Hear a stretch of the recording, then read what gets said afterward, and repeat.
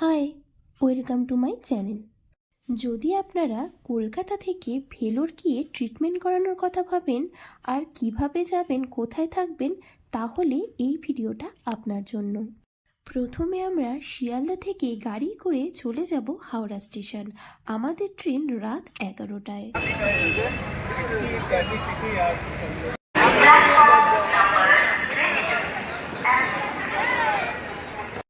এখন বাজে রাত 10:30 আর আমাদের ট্রেনও চলে এসেছে। এটা ছিল হাওড়া যশবন্তপুর এক্সপ্রেস।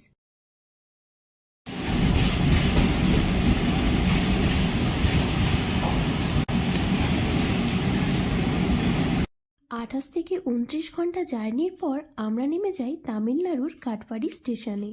ভেলোরে সিএমসিতে ট্রিটমেন্টের জন্য আসতে হলে হাওড়া থেকে কাটপাড়ি পর্যন্তই ট্রেনের টিকিট কাটতে হবে।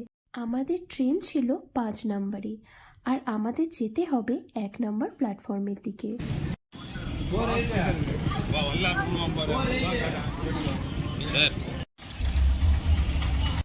স্টেশন থেকে বের হয়েই একদম সামনে আপনারা একটা অটো স্ট্যান্ড দেখতে পাবেন, কিন্তু এখান থেকে আপনারা অটো ধরবেন না, এখানকার চার্জ অনেকটাই বেশি।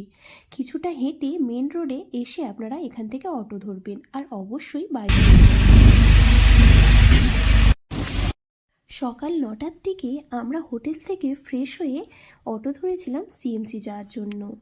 আমাদের যেহেতু চেক আপ ছিল আর চেক আপে অনলাইনে বুকিং করলে টাইমটা ওখানে দেওয়া থাকে, ওই টাইম ধরেই আপনাকে হসপিটালে যেতে হবে।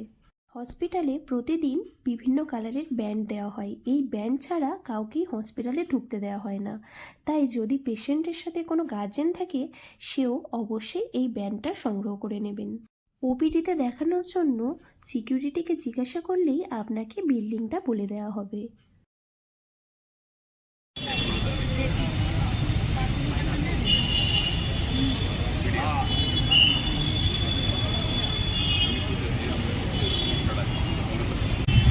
এবার আসি আপনারা কোথায় থাকবেন। হসপিটালের মেন গেট থেকে বেরিয়ে কিছুটা হাঁটলেই দেখতে পাবেন ভেলোর হোমিও কেয়ার। এইটার ঠিক অপোজিটের গলি দিয়ে আপনাকে চলে আসতে হবে।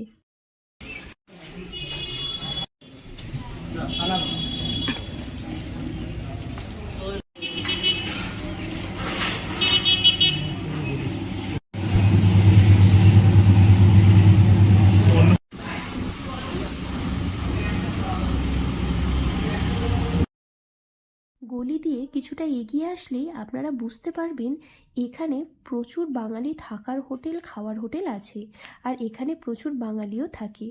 যদি আপনাদের 1 মাস বা তারও বেশি সময় ধরে থাকতে হয়, তাহলে এখানে রান্নাবান্না করার জন্য আপনারা গ্যাস এবং বাসনপত্র ভাড়ায় পেয়ে যাবেন।